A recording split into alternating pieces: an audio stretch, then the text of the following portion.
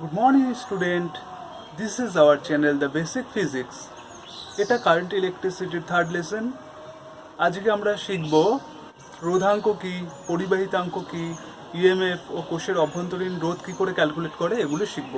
First শিখব EMF কি এবং কোষের অভ্যন্তরীণ রোধ কি করে ক্যালকুলেট করব।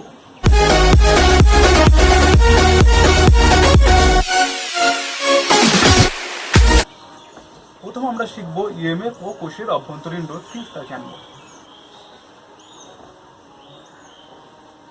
একটা তড়িৎ কোষ আছে,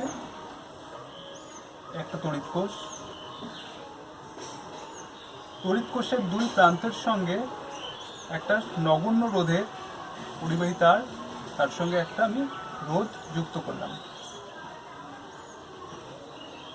একটা রোধ যার ভ্যালু হচ্ছে আর, রোধটা যুক্ত করলাম। এটা হচ্ছে এ পয়েন্ট ধরলাম, এটা বি পয়েন্ট।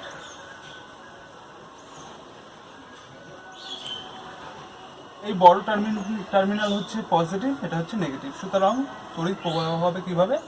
পজিটিভ থেকে বেরিয়ে এই দিক থেকে বেরিয়ে এদিকে আসবে। তার মানে হচ্ছে এই দিক বরাবর একটা তড়িৎ পরিবহন হবে, যার মান ধরলাম আমি আই। তড়িৎ প্রবাহ মাত্রা কত? আই। তাহলে আর এই যে তড়িৎ কোষ আছে এর তড়িৎ চালক বল হচ্ছে ই। এখানে বহির্বর্তনীতে ধনাত্মক থেকে ঋণাত্মক দিক বরাবর তড়িৎ পরিবহন হবে, আর কোষের মধ্যে ঋণাত্মক থেকে ধনাত্মক দিকে তড়িৎ পরিবহন হবে। দেখো এবার তোমরা, যখন ঋণাত্মক থেকে ধনাত্মক অর্থাৎ যখন কোষের মধ্য থেকে তড়িৎ পরিবহন হবে, তখন কোষের বিভিন্ন রাসায়নিক উপাদানের জন্য এই তড়িৎ পরিবহনকে বাধা দেবে। বাইরে তো একদম বাইরে তোমার পরিবাহীর রোধ হচ্ছে জিরো, পুরো রোধ জিরো, এখান থেকে আসবে, এখানে সামথিং বাধা দেবে, যার জন্য রোধটা আছে, এখানে চলে আসবে। কিন্তু ভিতরে এখানে সহজভাবে কারেন্টটা যাবে না। এর বিভিন্ন রাসায়নিক উপাদানের জন্য, তড়িৎ কোষের রাসায়নিক উপাদানের জন্য তড়িৎ পরিবহনকে বাধা দেবে। অর্থাৎ কি, এই কোষের ভিতরে একটা রোধের সৃষ্টি হবে, সেই রোধটাকে বলা হয় অভ্যন্তরীণ রোধ। তাহলে কোষের ভিতরে যে একটা রোধের সৃষ্টি হচ্ছে তাকে বলা হয় কি? অভ্যন্তরীণ রোধ। অভ্যন্তরীণ রোধ। আমি এই অভ্যন্তরীণ রোধকে ছোট হাতের আর ধরলাম।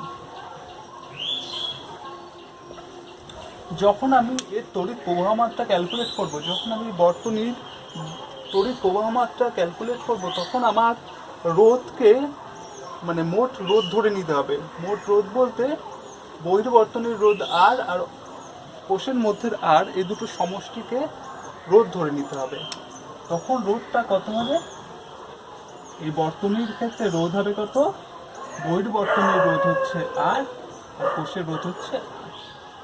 এবার যদি আমি তড়িৎ প্রবাহ মাত্রা বের করি,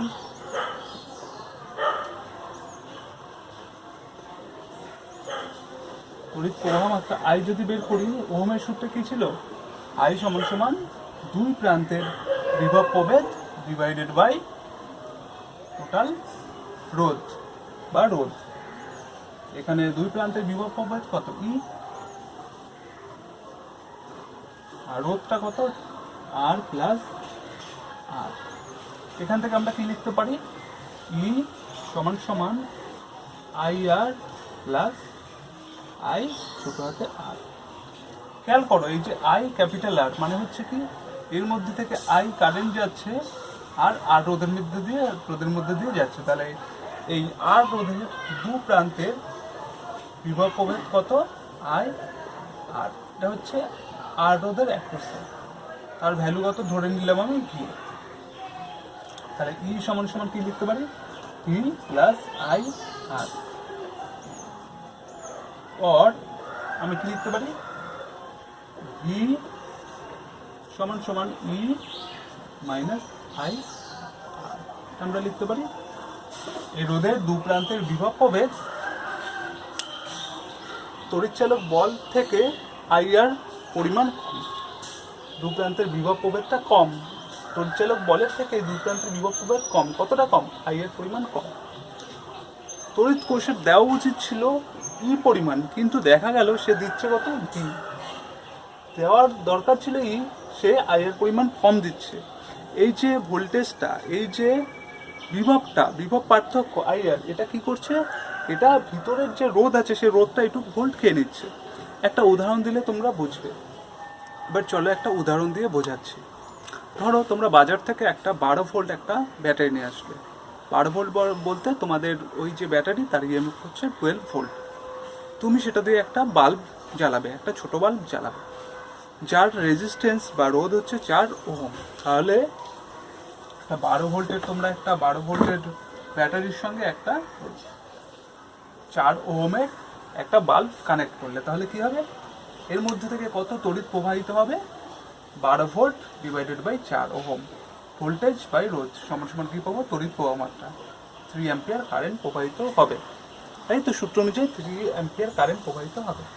কিন্তু আমি যখন একটা মাল্টিমিটার নিয়ে এই কারেন্টটা চেক করলাম, তখন দেখলাম যে এর মধ্যে থেকে 2 অ্যাম্পিয়ার কারেন্ট যাচ্ছে, এর মধ্যে থেকে 2 অ্যাম্পিয়ার কারেন্ট যাচ্ছে। তখন কি হবে বলো তো, তখন 4 ওহম তার এই 2 ওহম তো এর মধ্যে থেকেও যাবে। আমি মাল্টিমিটার থেকে দেখলাম 2 অ্যাম্পিয়ার কারেন্ট যাচ্ছে, তাহলে সেই 2 অ্যাম্পিয়ার কারেন্ট এর মধ্যে থেকেও যাবে।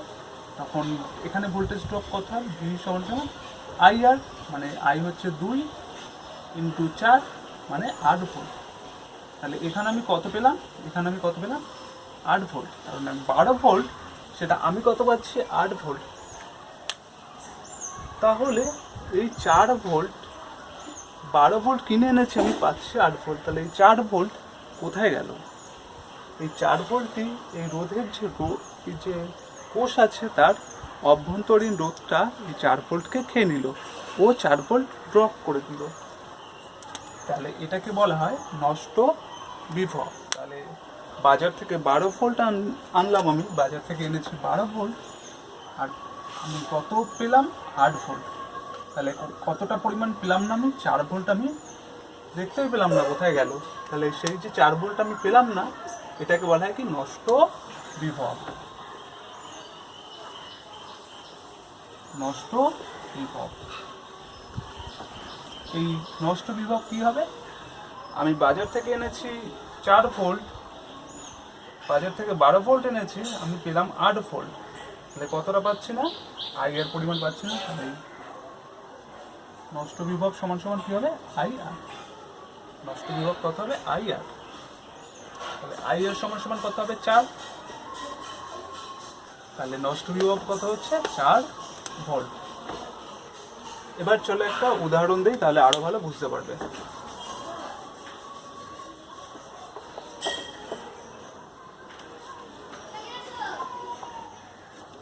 প্রশ্নে আছে 1.08 ইএমএফ এর একটি ড্যানিয়েল কোষ, মানে ইএমএফ কত 1.08 ভোল্ট।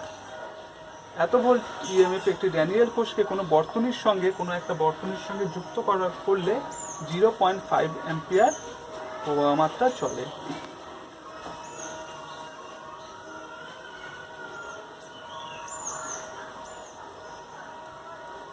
এটা কত 1.08 ভোল্ট। এর সঙ্গে বর্তনীর সঙ্গে একটা ড্যানিয়েল কোষকে বর্তনীর সঙ্গে যুক্ত করলে 0.5 অ্যাম্পিয়ার প্রবাহ মাত্রা চলে, 0.5 অ্যাম্পিয়ার প্রবাহ মাত্রা চলে। বহির্বর্তনীয় প্রান্তীয় বিভব হয় 0.7 ভোল্ট। অর্থাৎ এখানে যে ভোল্টটা সেটা আমি কত পাবো, বহির্বর্তনীয় প্রান্তীয় বিভব হবে 0.7 ভোল্ট। কার অ্যাক্রসে পাচ্ছি, এই রোধের অ্যাক্রসে। কোষের অভ্যন্তরীণ রোধ কত বলেছে, এর অভ্যন্তরীণ রোধটা কত, এই কোষের অভ্যন্তরীণ রোধ কত, মানে এই আর কত। আমরা কি জানি, তাহলে আমরা কি জানি, ই সমান সমান কি ছিল, এখানে ইটা কি ছিল, ভি প্লাস আই আর। ই মানে কত 1.08 সমান সমান ভি কত 0.7 প্লাস আই, আর আই এর ভ্যালু 0.5 অ্যাম্পিয়ার। এখান থেকে আমি আই আর কি পেতে পারি, আই আর 1.08 মাইনাস 0.7 और আর কত হবে 0.38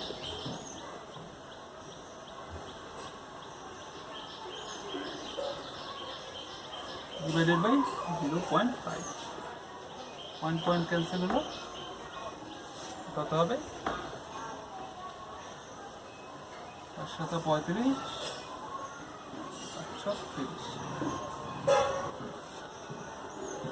তাহলে আর সমান সমান কি হবে এটা বিয়োগ করলে কত হবে 0.38 ডিভাইডেড বাই আই মানে কত আইটা নিচে চলে আসবে আইটা নিচে চলে আসবে আইয়ের ভ্যালু কত এটা আই এর ভ্যালু 0.5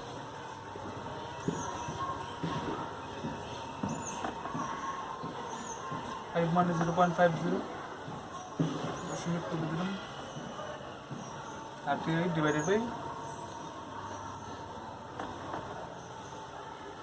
মানে হচ্ছে 3.8 ডিভাইডেড বাই 5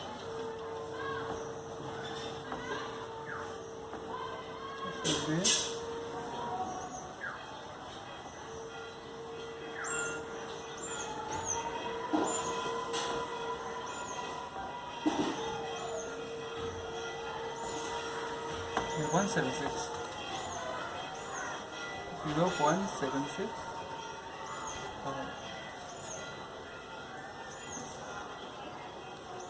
বোঝা গেল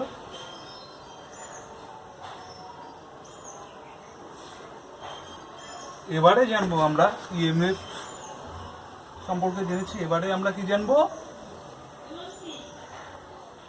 এবারে আমরা জানবো রোধাঙ্ক ও পরিবাহিতাঙ্ক কি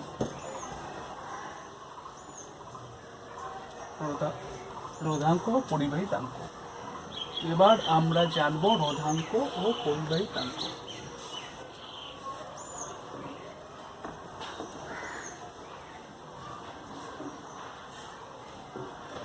এবারে জানবো রোধাঙ্ক ও পরিবাহিতাঙ্ক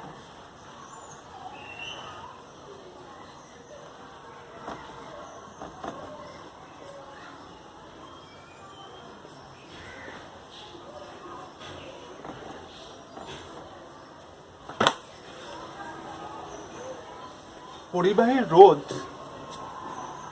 বিভিন্ন বিষয়ের উপর নির্ভর করে সে বিষয়গুলো কি পরিবাহীর দৈর্ঘ্য পরিবাহীর প্রস্থচ্ছেদ উষ্ণতা ইত্যাদি বিষয়ের উপর পরিবাহীর রোধ নির্ভর করে একটা পরিবাহী আছে আমি একটা পরিবাহী ধরলাম পরিবাহী বলতে কোনো একটা তার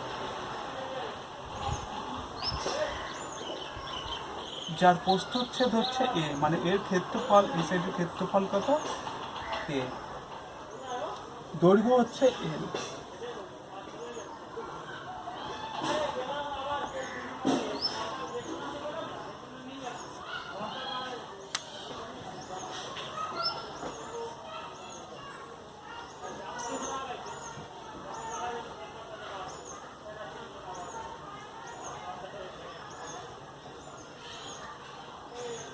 এবার এই পরিবাহীর যদি আমি প্রস্থচ্ছেদকে স্থির রেখে অর্থাৎ এই যে ক্ষেত্রফল আছে ক্ষেত্রফলকে স্থির রেখে দৈর্ঘ্যটা আরো বৃদ্ধি করি তখন কি হবে তখন যে আধানগুলো পরিবহন হয় সেই আধানগুলোর আরো দূরত্ব অতিক্রম করতে হবে আরো বাধা অতিক্রম করতে হবে অর্থাৎ কি ধরো প্রথমে তোমার এই লেন্থটা একটা আধানকে অতিক্রম করতে হতো আধানটা ইলেকট্রন হতে পারে ধনাত্মক আধানও হতে পারে এখন যদি দৈর্ঘ্য আরো বৃদ্ধি করা হয় তখন এইখান থেকে এই পয়েন্টে আসতে যে পরিমাণ বাধা অতিক্রম করতে হয়েছিল আরো যদি আমি দৈর্ঘ্যটা বৃদ্ধি করি তাহলে আরো বাধা বেশি অতিক্রম করতে হবে আরো বাধা অতিক্রম করতে হবে এতটা বেশি বাধা অতিক্রম করতে হবে বেশি বাধা অতিক্রম করতে হলে মানে কি রোধটা আরো বেড়ে যাবে তাহলে পরিবাহীর প্রস্থচ্ছেদকে স্থির রেখে যদি দৈর্ঘ্য বাড়ানো হয় তাহলে রোধটা কি হবে বৃদ্ধি পাবে তাহলে আর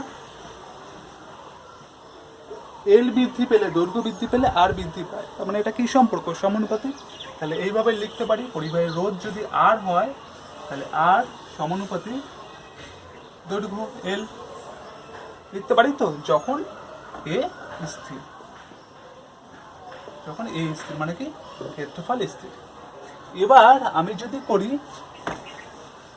দৈর্ঘ্যটাকে ফিক্সড করলাম দৈর্ঘ্যটাকে ফিক্সড করে আমি কি করলাম ক্ষেত্রফল বাড়িয়ে দিলাম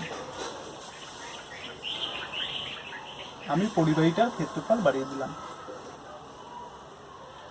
এবার আগে যে ইলেকট্রনটা এ প্রস্থচ্ছেদের মধ্য দিয়ে যাচ্ছিল, এবার কি হলো, সেই ইলেকট্রনটা আরও বেশি জায়গা পেল, মানে ও আরও ইজিলি যেতে পারছে, অনেকটা বেশি জায়গা পেয়েছে, বাধাটা কম ওর উপরে প্রয়োগ হচ্ছে, কম বাধা পাচ্ছে, কারণ কি অনেক ক্ষেত্রফল পেয়েছে ও পরিবহন হওয়ার জন্য।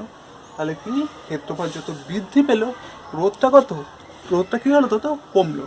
ক্ষেত্রফল যত বৃদ্ধি পাবে রোধটা কমবে। তাহলে এদের কি সম্পর্ক, ব্যস্তানুপাতিক সম্পর্ক। অর্থাৎ যখন দৈর্ঘ্য স্থির থাকবে পরিবাহী, তখন পরিবাহীর রোধ ক্ষেত্রফলের সঙ্গে ব্যস্তানুপাতে পরিবর্তিত হবে। এখান থেকে আমরা কি লিখতে পারি, আর প্রপোর্শনাল হলো, লিখতে হলে কি করতে হয়, দৈর্ঘ্যের সঙ্গে 1/, লিখতে হয় 1/, লিখতে ব্যস্তানুপাতিক হয়ে গেল। এখানে কে স্থির ছিল, এল স্থির। এবার আমরা দুটো সমীকরণ থেকে আমরা কি লিখতে পারি, এই দুটো ভেদ থেকে কি লিখতে পারি, ভেদে অঙ্ক করেছিল তোমরা, আর প্রপোর্শনাল টু L/A, যখন এ ও এল দুটোই পরিবর্তনশীল, যখন এ ও এল পরিবর্তনশীল, অর আর সমান সমান রো ইন্টু L/L, সমান সমান তুলে আমি একটা ধ্রুবক এনেছি, রো হচ্ছে একটা ধ্রুবক। এই ধ্রুবকটাকে বলা হয় কি, পরিবাহীর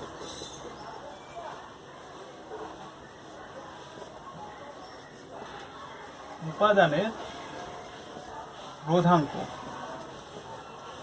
এই রোকে কি বলা হয়, পরিবাহীর উপাদানের রোধাঙ্ক। এই রোকে বলা হয় পরিবাহীর উপাদানের রোধাঙ্ক।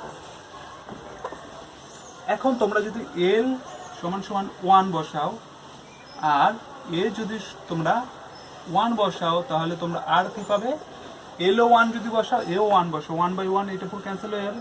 তখন আর সমান সমান কি পাবে, বক্স করে নাও, আর সমান সমান কি পাবে, এটা 1 এটা 1, 1/1 মানে 1, তাহলে আর সমান সমান কি পাবে, রো। তার মানে কি রোধাঙ্ক আর রোধ কি সমান, কখন সমান, যখন দৈর্ঘ্য একক আর একক প্রস্থচ্ছেদ। তাহলে এখান থেকে আমরা কি বলতে পারি, একক দৈর্ঘ্য ও একক প্রস্থচ্ছেদ বিশিষ্ট কোনো পরিবাহীর দুই বিপরীত পৃষ্ঠের মধ্যে রোধকে বলা হয় কি, ওই পরিবাহীর উপাদানের রোধাঙ্ক।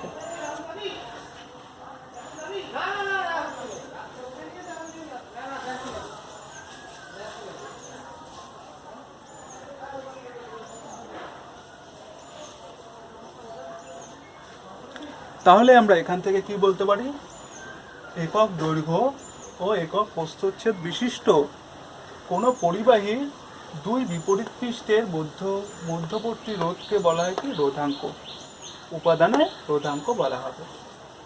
এখান থেকে আমরা একক বলতে পারি কি, তাহলে এখান থেকে রো আমি কি লিখতে পারি, এখান থেকে রো লিখতে পারি কি, আর ইন্টু A/L, L/A এসে সে A/L হবে। এ মানে ক্ষেত্রফল আর এল মানে দৈর্ঘ্য। এই ডাইমেনশন কি হবে, এস কি হয়, একক যদি লিখতে হয় এর হয় কি, যদি আমি লিখি সেমি স্কয়ার, আর নিচে আছে কি সেমি, তাহলে একটা কেটে যাবে, অর্থাৎ হবে কি ওহম সেমি। বা লিখতে পারি আমি মিটারও লিখতে পারি এসআই পদ্ধতিতে কি লিখতে পারি, আর এর একক কি ওহম, আর এটা কি মিটার স্কয়ার, আর নিচে মিটার, উপরে ক্ষেত্রফলের মিটার স্কয়ার আর লেন্থের মিটার, মানে হচ্ছে কি ওহম মিটার। এটা কি ওহম, এটা কি ওহম, রোধের চিহ্ন তোমরা জানো ওহম।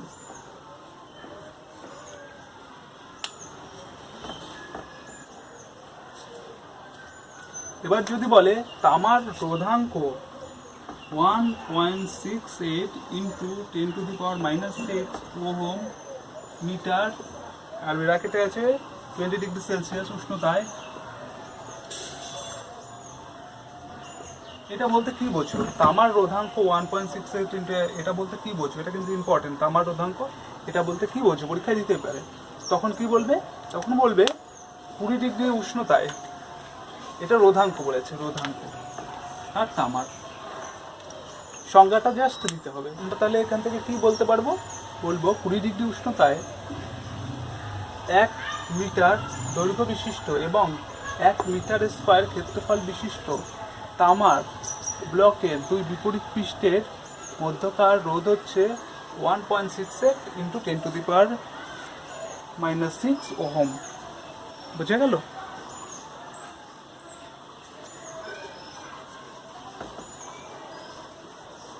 মুছে দিচ্ছি, নোট করে নিন।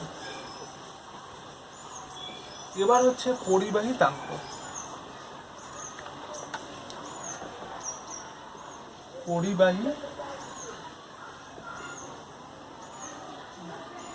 তাহলে এবার জানবো আমরা পরিবাহিতাঙ্ক কি।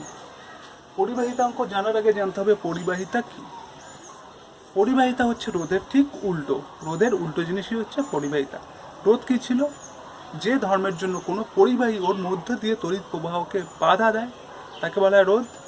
আর এখানে তোমার পরিবাহিতা হচ্ছে যে ধর্মের জন্য কোনো পরিবাহী ওর মধ্য দিয়ে তড়িৎ প্রবাহকে যেতে সাহায্য করবে, তড়িৎ প্রবাহ যেতে সাহায্য করবে, সেটাই হচ্ছে কি পরিবাহিতা। আর এই পরিবাহিতা, তাহলে যদি রোধ, পরিবাহীর রোধ আর হয়,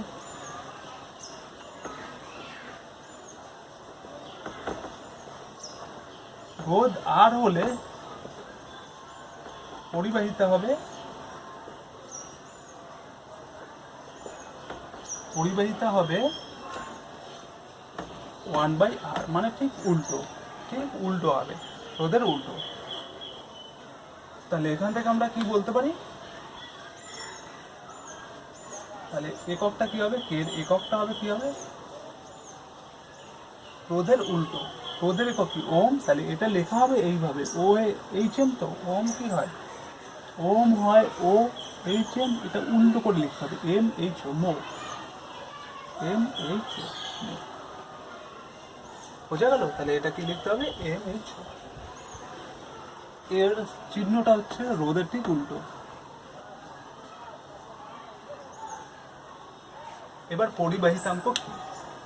একক দৈর্ঘ্য ও একক প্রস্থচ্ছেদ বিশিষ্ট কোনো পরিবাহী তাকে, একক দৈর্ঘ্য ও একক প্রস্থচ্ছেদ বিশিষ্ট কোনো পরিবাহী তাকে বলা হয় পরিবাহিতাঙ্ক।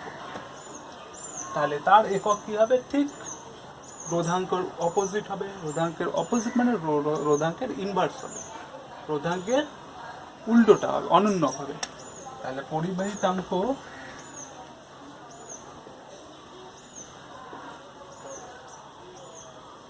এর এককটা কি হবে? এর একক কি ছিল? Ohm metre. এর একক কি ছিল? Ohm metre. তাহলে এটা কি হবে? ওহমের উল্টো হয়ে যাবে মো।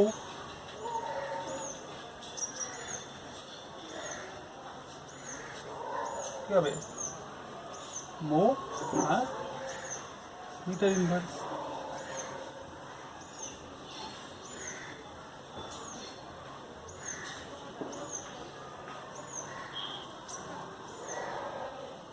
এই মো এর আরেকটা নাম হচ্ছে সিমেন্স।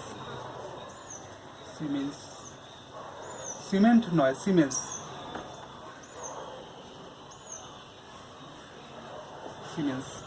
এস দ্বারা লেখা হয়। তুমি তাহলে এই এককটাকে লিখতে পারো সিমেন্স মিটার ইনভার্স, এটাও লিখতে পারো।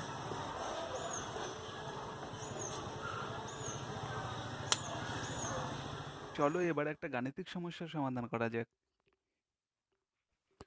প্রশ্নে আছে একটি পদার্থের রোধাঙ্ক 9 × 10⁻⁻6 ওহম সেন্টিমিটার। ওই পদার্থের 0.3 সেন্টিমিটার ব্যাসের কত দৈর্ঘ্যের তার নিলে রোধ 1 ওহম হবে? গাণিতিক সমস্যাটিতে পদার্থের রোধাঙ্ক বলে দেওয়া আছে, আর সেই পদার্থের দিয়ে যে তারটা তৈরি তার ব্যাস আছে। এবার প্রশ্নটা হচ্ছে ওই তারের দৈর্ঘ্য কত হলে রোধ হবে 1 ওহম। তাহলে এখানে কি কি তথ্য বলে দেওয়া আছে? এখানে রোধাঙ্ক বলা আছে, রোধাঙ্ক রো সমান সমান 9 × 10⁻⁻6 ওহম সেন্টিমিটার। আর কি বলে দেওয়া আছে? ব্যাস 0.3 সেন্টিমিটার। ব্যাস 0.3 সেন্টিমিটার হলে ব্যাসার্ধ কত হবে? 0.3/2 সেন্টিমিটার, মানে ব্যাসের অর্ধেক ব্যাসার্ধ। রোধ বলে দিয়েছে 1 ওহম। তারের দৈর্ঘ্য এল কত সেইটা আমাদের প্রশ্ন। তাহলে আমরা কি জানি, আমরা জানি রোধাঙ্ক রোধ কি ছিল, আর সমান সমান কি ছিল, রো ইন্টু এল বাই এ। এখানে আর হচ্ছে পরিবাহীর রোধ, রো হচ্ছে রোধাঙ্ক মানে উপাদানের রোধাঙ্ক, এল হচ্ছে তারটির দৈর্ঘ্য, এ হচ্ছে যদি তার হয় তারের দৈর্ঘ্য হচ্ছে এল, তারের এই ক্ষেত্রফলটা প্রস্থচ্ছেদের ক্ষেত্রফল হচ্ছে এ। তো এখানে ব্যাসার্ধ বলে দেওয়া আছে, মানে ব্যাস বলে দেওয়া আছে, আমি ব্যাসার্ধ বের করলাম। তাহলে ক্ষেত্রফলটা কি হবে, পাই আর স্কোয়ার। তাহলে এখান থেকে আমরা এলটা কি লিখতে পারি, এলটা আমরা লিখতে পারি আর এ বাই রো, তাই তো। আর এর ভ্যালু আছে 1, এ মানে হচ্ছে কি ক্ষেত্রফল, ক্ষেত্রফলের সূত্র কি পাই আর স্কোয়ার, মানে r into pi r square by rho. R এর ভ্যালু আছে 1 ইন্টু পাইয়ের ভ্যালু কত 3.14 ইন্টু আর স্কোয়ার মানে 0.3 স্কোয়ার ডিভাইডেড বাই 2 স্কোয়ার মানে ডিভাইডেড বাই 4। আর নিচে রো, রো এর ভ্যালুটা কত দিয়েছে 9 ইন্টু 10⁻⁻6।